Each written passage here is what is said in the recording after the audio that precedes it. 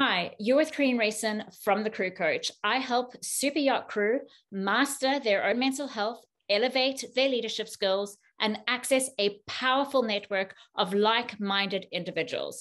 I do this through my Guest IAMI accredited leadership course, online counseling, as well as my exclusive membership for yacht crew called TCC Tribe.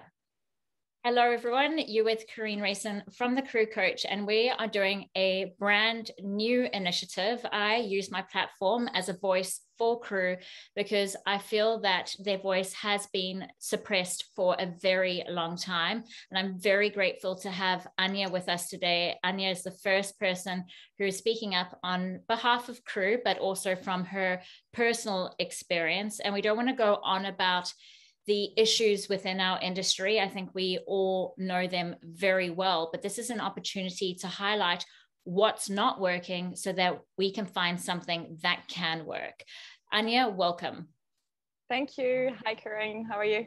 Very well, thank you. So, Anya, I recently did an Instagram story, and thank you for engaging in that story as with so many others with regards to your experience around seeking support from people we hope to trust within our industry. So that is DPA and yacht management companies. Now, from your experience, when you needed support, help, direction, or even coaching, who would you go to? Because in yachting, we have a command that we should follow in times of distress. And at times we may not follow that command for whatever reason, whether there's collusion or relationships involved that, or even if the person involved is the problem, we cannot turn to them for help. So what was your experience? Well, well, I guess it was a long time ago. My experience towards, having complaints on the boat and everything when I was younger and probably more vulnerable and less knowledgeable as well.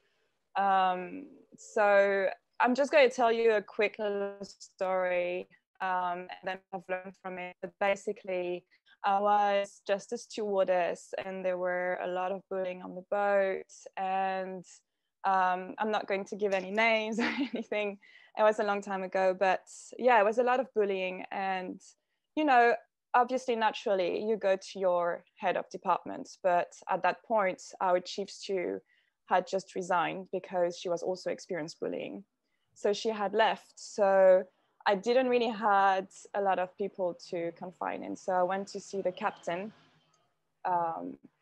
And the captain couldn't help me at all and didn't really want to hear my side of the story and was just listening to the rumors on the boat.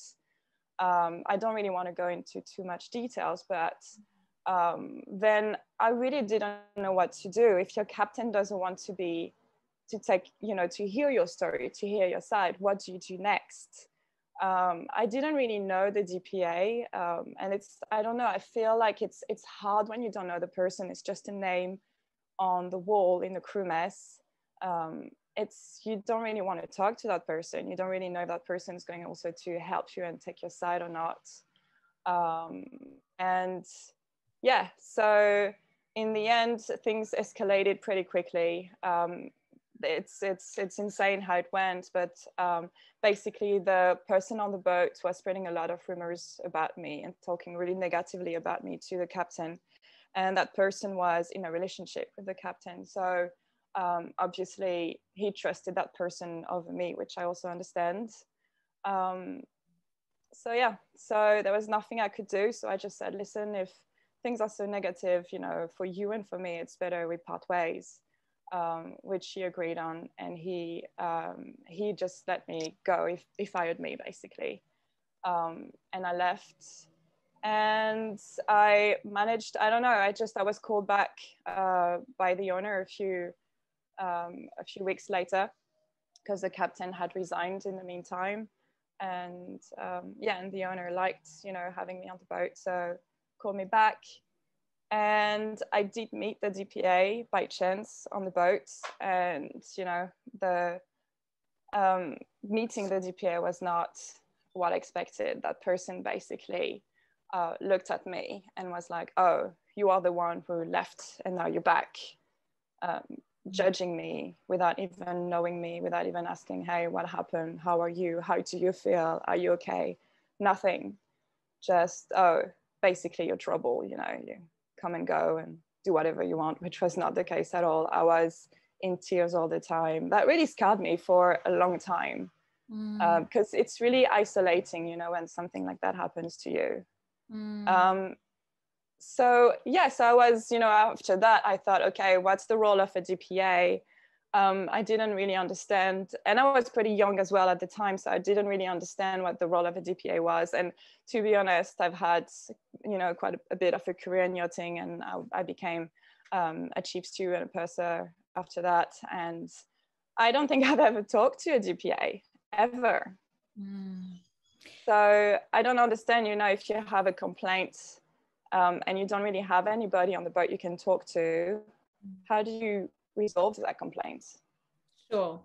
I'm so sorry to hear about your experience, especially when you feel unsupported and isolated in, let's say, a toxic environment. It wouldn't be pleasant for anyone. So yeah, I really feel for you that you had to go through that experience, and it's clearly impacted you. I've got a couple of questions. Her response, how did that make you feel, firstly? I think you feel surprised, you feel ashamed, you feel you feel like nobody's on your side. Basically, you feel terrible. You feel like you feel guilty, and you feel like maybe it was you had a problem. Maybe it was your fault. So you just like start this negative thinking about who you are and your value and your, you know, everything. So no, it's not okay. Like, I feel anyone on the boat, like, no one should make you feel that way, and especially not the person who's supposed to represent you. No, not at all. And feeling ashamed and guilt, those are very, very strong emotions. And it can lead to mental health issues such as anxiety and depression. And I heard you say that you were scarred for a very long time. What do you mean by scarred? How did it really impact you? I think you are more, and I think like that happens to a lot of people on yachts. You feel more vulnerable. You feel like you can't really share your stories to a lot of people. You feel more fearful of everybody's reaction. Yeah, you're more protective of yourself. And I think that's what I did for a very long time.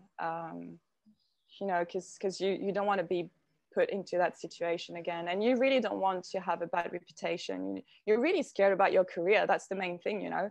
I can think of so many people, if something bad happens on the boat and they have to go, and I still talk with a lot of stews, and they are, you know, they can't talk to the captain, things are not going well on the boat, and they want to leave, and then they're always scared of, okay, but I need a reference, you know. So how is that going to work for my next job if you know, if no one can say exactly what happened, and you have to leave, either you're fired or you resign. Imagine that happens middle of a season. It's bad on your CV. How do you express that, you know? And with regards to that particular person who's supposed to be there to support not only yourself and the crew, and it was clear from that experience you were not supported. So in terms of, you know, further down the line in your career, did you ever have experiences, again, negative experiences, where you had to call for support or guidance or help? If I had to call for support? Yeah, so after that bad experience, being in a situation again which required you to reach out for guidance and support, were you hesitant to go through that same avenue? Did you reach out to support, for example, your peers on board, or how did you go about it, even being in a chief stew or purser role and crew coming to you for help, and being in a position, let's say, where you had to say, you know, I think you need to contact DPA, but because of your negative experience, you didn't advise that? Yes, of course. I think there are so many so many times when, you know, I mean, on yachts, it's such a small world. There's so much happening. There are always conflicts all the time between crew. You can't avoid it ever. I was very lucky that then I worked for a captain that was amazing, and I had a great relationship with him, who was really supportive. So for anything happening, I could, you know, I was lucky I could go and talk to him, and he would definitely listen, and was towards like always finding a solution. But even when crew, you know, came to see me and talk to me about problems going on board when I was chief stew or purser, I would always try find a solution internally first. Maybe if it was needed, I would involve the captain. Obviously, if it was really important. I don't ever think I would have gone and talked to the DPA, to be honest. I didn't even know that person. I don't know, probably saw that person once very quickly in the crew mess for a broad, you know, hello introduction kind of thing. But no, and I think, you know, nowadays there are amazing organizations such as Nautilus, and I've heard actually a lot of crew going with them when they had problems. And I think having an organization that is outside your boat, outside your management, you know, because management, they have assets with the boat.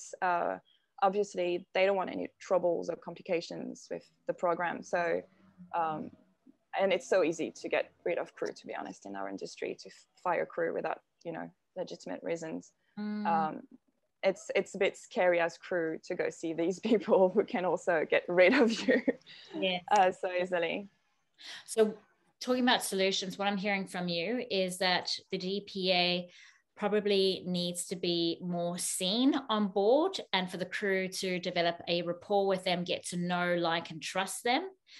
Absolutely. The DPA needs training around how to support crew members, how to actively listen, how not to judge, how to be empathetic. So all those great soft skills, perhaps a leadership course. Number 3 is to have a neutral body within our organization where crew can turn to for support, and they can be a mediator between the crew and, let's say, DPA yacht management companies.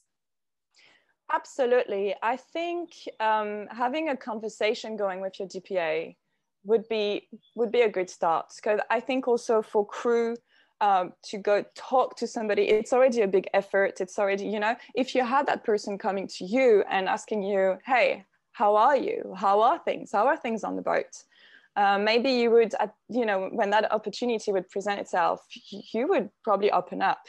But I think it's really hard, especially for junior crew. You know, they're quite intimidated. They, you know, they're looking for long-term careers. They, you know, they just want the best for themselves. And I mean, it's probably scary to go talk to that person. I don't know. I think having maybe every year, twice a year, somebody just catching up with you would be a good idea.